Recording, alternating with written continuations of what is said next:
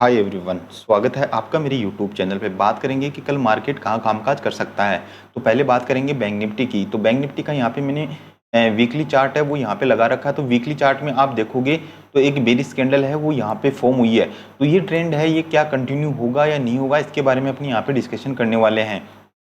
तो सबसे पहले अपन यहाँ पे प्राइस एक्शन को यहाँ पे समझते हैं।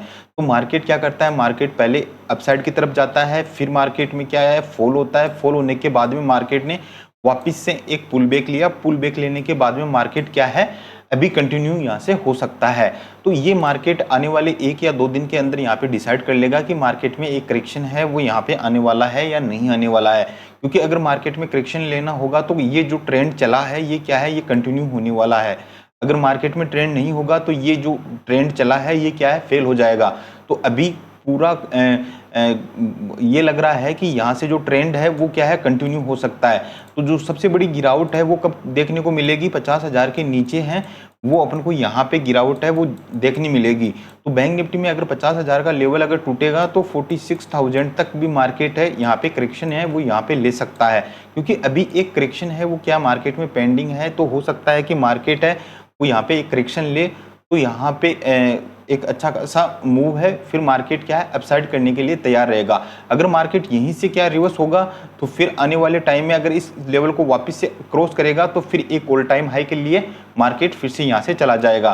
तो बात कर लेते हैं कि पहले वनडे के चार्ट पे, कि वनडे के चार्ट पे मार्केट ने क्या दिख रहा है। तो मार्केट में अगर आप देखोगे तो मार्केट पहले कंटिन्यू क्या है, साइडवेज यहाँ से हो रहा था। जब पहले मार्केट ने एक रेंज बनाई, रेंज का जो ब्रेकआउट यहाँ से मिला तो कोई बड़ा मूव है वो अपन को यहाँ पे इंट्राडे में है वो यहाँ पे देखने को नहीं मिल रहा था। साइडवेज मार्केट है वो कंटिन्यू में अपन को यहाँ पे देखने को मिल रहा था। तो ओवरऑल बात करें तो अगस्त में काफ़ी मार्केट ने यहाँ पे परेशान किया।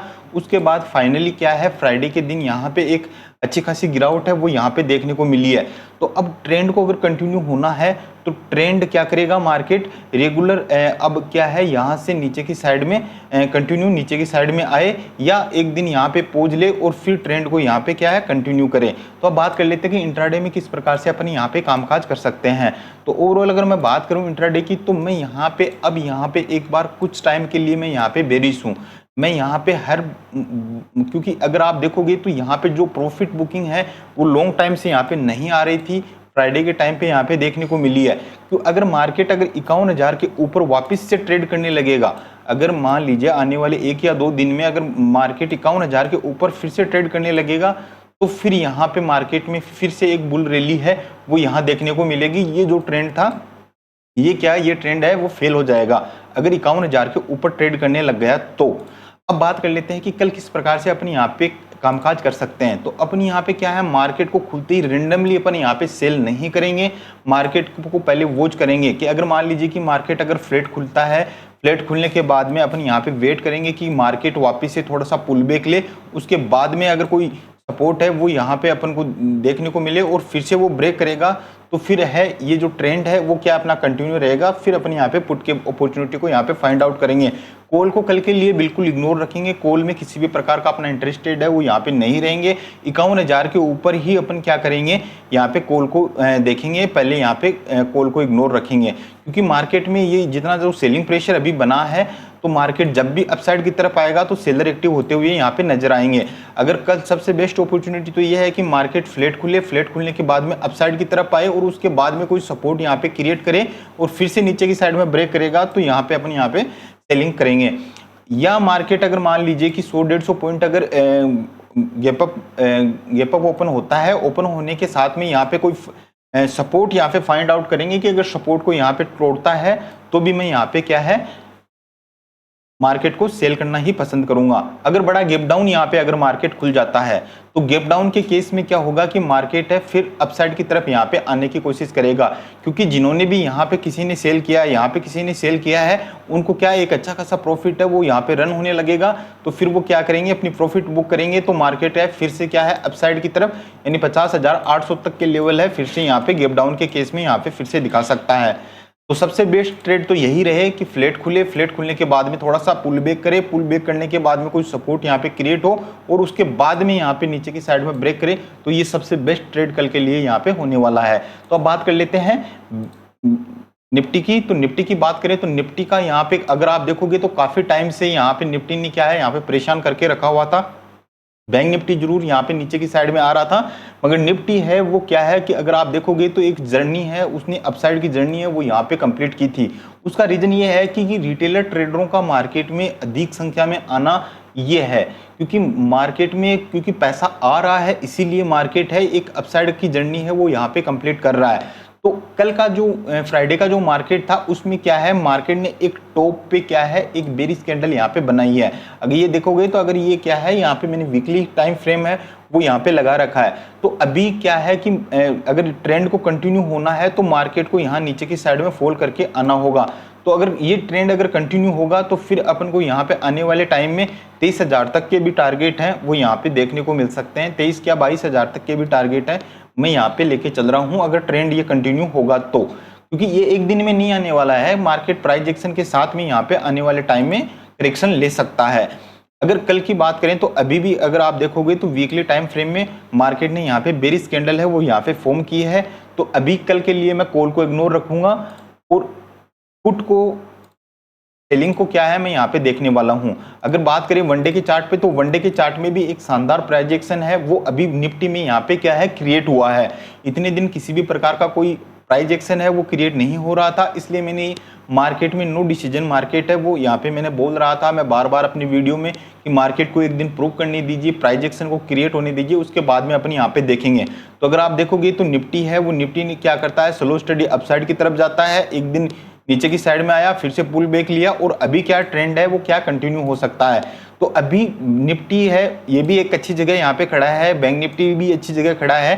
तो अभी क्या है कि अगर मान लीजिए कि मार्केट अगर नीचे की साइड में अगर निकलेगा तो अपना जो लेवल था वो था मैंने बोला था कि 24,840 के नीचे ही अपन क्या है सेलिंग देखेंगे। तो ओवरऑल अगर आप बात करें तो 24,850 के नीचे क्या है मार्केट है 50 के पास में यहाँ पे क्लोजिंग दी है। तो ये मेन इंपॉर्टेंट मेरे लिए ये जोन होने वाला था। तो अगर आप देखोगे तो मार्केट नियरेस्ट इसके पास में यहाँ पे आके खड़ा हुआ है। तो अब मेरा मार्केट में क्या एक क्लियरली यहाँ पे सेटअप बन गया है कि मार्केट है वो अपसाइड गया नीचे की साइड में आया थोड़ा पुल बैक लिया और अभी मार्केट क्या है कंटिन्यू यहाँ पे हो सकता है। तो अब इसको इंट्राडे में किस प्रकार से अपन यहाँ पे ट्रेड कर सकते हैं वो यहाँ पे देख लेते हैं। तो अगर मैं इंट्राडे के चार्ट पे अगर आपको लेके चलूं तो इंट्राडे के अंदर देखोगे तो फ्राइडे के मार्केट में निफ्टी में भी एक अच्छी खासी गिरावट है वो यहाँ पे देखने को मिली है। बायर हैं, बायर इस रैली में क्या है नाकाम हुए हैं, क्योंकि जो गिरावट थी वो फास्ट गिरावट थी उसको फिर बायरों ने यहाँ पे संभालने की कोशिश की, मगर फिर से यहाँ पे सेलर एक्टिव हुए और निफ्टी को यहाँ पे नीचे के साइड में लाके यहाँ पे क्लोजिंग यहाँ पे दी है। तो कल सेम सिचुएशन है वो भी यहाँ पे अपनी रहने वाली है कि अगर निफ्टी है वो क्या है फ्लैट खुले, फ्लैट खुलने के बाद में अगर थोड़ा सा पुल बैक करे, पुल बैक करने के बाद में अगर कोई सपोर्ट यहाँ पे क्रिएट करता है तो फिर से अपन यहाँ पे निफ्टी को यहाँ पे सेलिंग साइड में अपन देखेंगे। कॉल को कल के लिए बिल्कुल इग्नोर रखेंगे, कॉल किसी भी शर्त में अपन यहाँ पे नहीं लेने वाले हैं, क्योंकि अगर आप जो प्रेडिक्शन आप कर रहे हो आप उसके अनुसार अगर कामकाज करोगे मार्केट में तो आप प्रॉफिटेबल ट्रेडर हैं वो यहाँ पे बन पाओगे। आपने अगर मान लीजिए कि आप मार्केट में एनालिसिस अगर कुछ अलग किया है और आप मार्केट में कर कुछ अलग रहे हो तो उससे क्या है आपको नुकसान यहाँ पे होने वाला है। तो ओवरऑल मेरा कल का व्यू है मैं कॉल को यहाँ पे बिल्कुल इग्नोर रखूंगा, सिर्फ ओनली सेलिंग अपॉर्चुनिटी है मैं यहाँ पे फाइंड आउट करूंगा।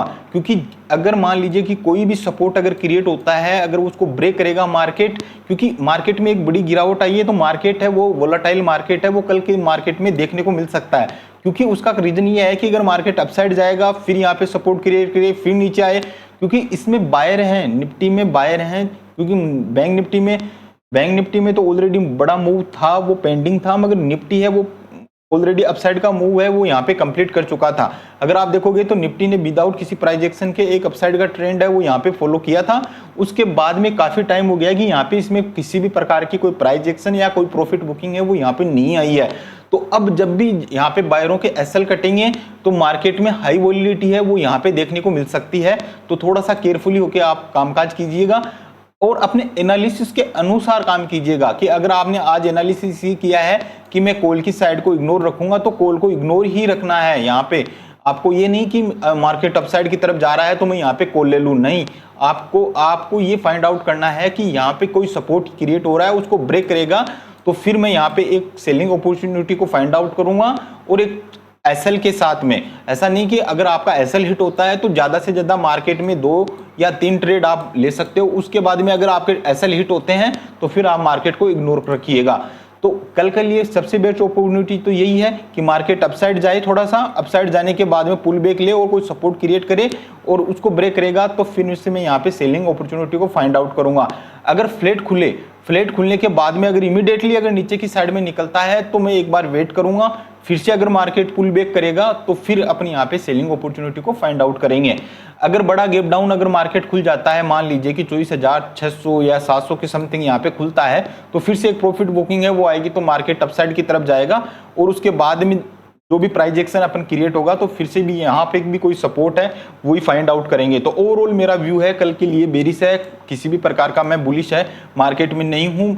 अगर निफ्टी में अगर बुलिश अपन होंगे तो 25,000 के ऊपर ही यहाँ पे अपन बुलिश की पोजीशन है वो यहाँ पे देखेंगे, मगर फिलहाल मेरे को बुलिश की साइड में किसी प्रकार का कॉन्फिडेंस नहीं है, न बैंक निफ्टी में है और न ही यहाँ पे निफ्टी में है। तो अभी कल के लिए आप केयरफुली होकर काम कीजिएगा, क्योंकि मार्केट में अभी मूव है जो ट्रेंडिंग मूव है वो अपन को कल के टाइम पे देखने को मिला है। तो मार्केट में हाई वोलेटिलिटी है वो यहाँ पे हो सकती है। एसएल आपका है 1 या 2 एसएल हिट होता है तो आप मार्केट को यहाँ पे क्लोज कर सकते हो। तो ये एनालिसिस आपको कैसा लगा? अगर अच्छा लगा हो तो चैनल को सब्सक्राइब कर दीजिएगा और बेल आइकन को प्रेस कर दीजिएगा। मिलते हैं नेक्स्ट वीडियो में। जय हिंद।